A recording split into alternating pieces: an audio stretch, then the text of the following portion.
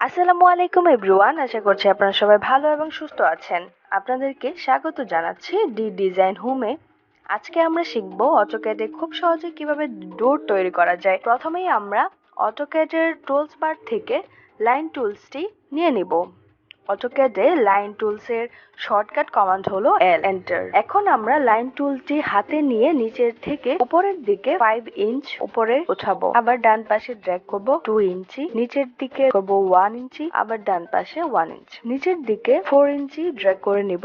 এখানে আগে থেকে যে লাইনটি দেওয়া আছে তার সাথে মিলিয়ে দেব।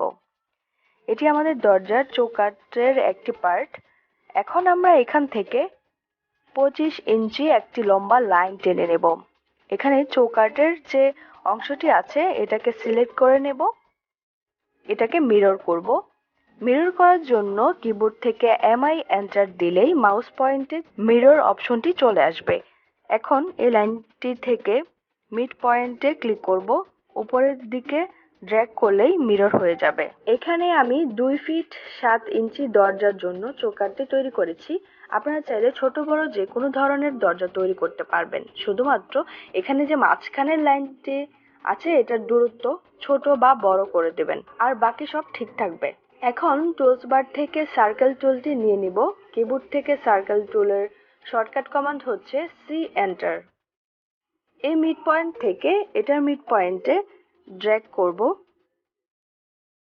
এখন এই লাইনটিকে এক্সটেনশন করে দেব বা বাড়িয়ে দেব। এক্সটেনশন করার জন্য কিবোর্ড শর্টকাট হলো ইএক্স এন্টার।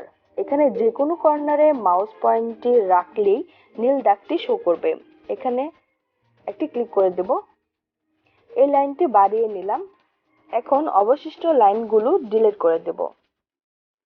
কোনো কিছু ডিলিট বা মোছার জন্য টি আর ডবল এন্টার চাপতে হবে, অথবা টুলস বার থেকে ট্রিম অপশনটি হাতে নিলেই হবে।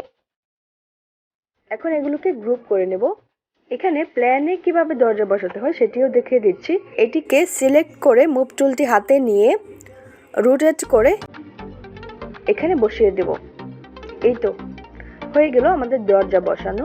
আজ এ পর্যন্তই। ভিডিওটি যদি আপনাদের কাছে ভালো লাগে বা আপনাদের উপকারে আসে তাহলে লাইক, শেয়ার, সাবস্ক্রাইব করে আমাদের পাশেই থাকবেন। ধন্যবাদ।